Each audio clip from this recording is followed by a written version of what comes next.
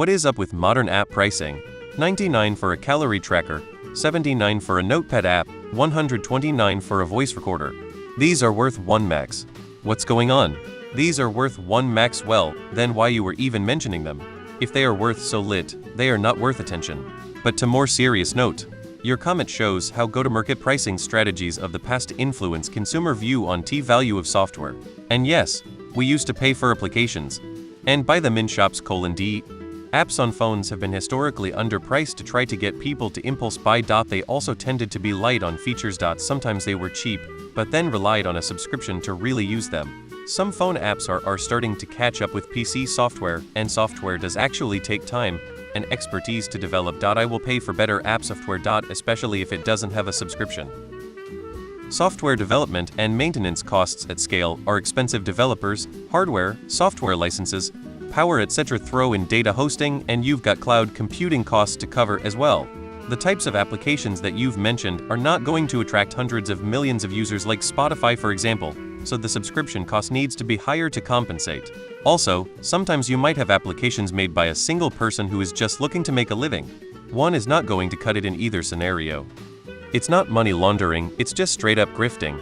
Lots of people are willing to pay ungodly amounts of money for techno-garbage.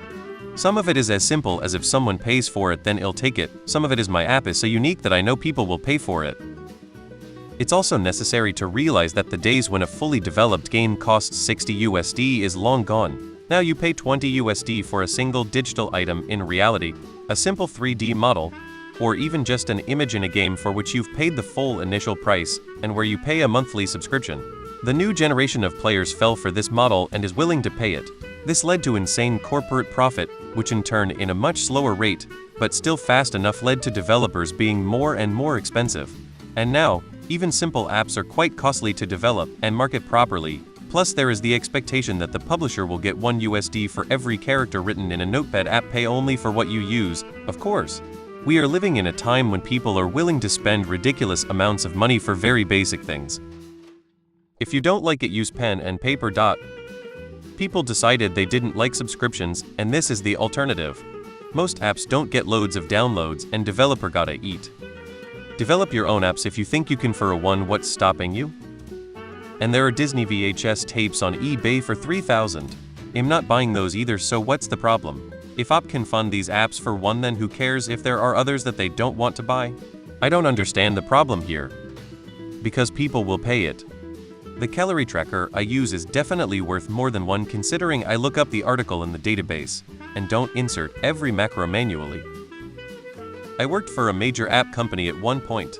This was predicted when data privacy regulation and changes to mobile data consent went into effect.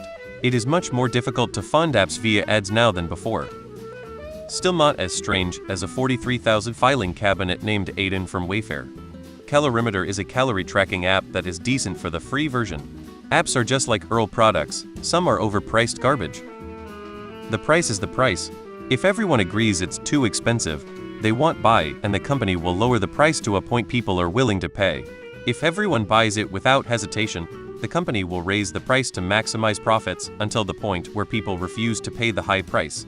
I mean, ever see that supply vs demand charts? upload.wikimedia.org Wikipedia Commons 88c supply demand equilibrium.svg? VC money isn't being thrown around anymore. Companies need to actually be profitable rather than chasing user volume. One subscriber at $10 is more valuable than 9 at $1 each. Simplification, but you get the point. Hence, prices go up. Make one of them yourself and see how profitable it would be to sell them for 1 max. Don't forget that people that makes them doing so for living. It takes a lot of people intentionally purchasing an app to pay for a single one who mistakenly pays for a $129 for it.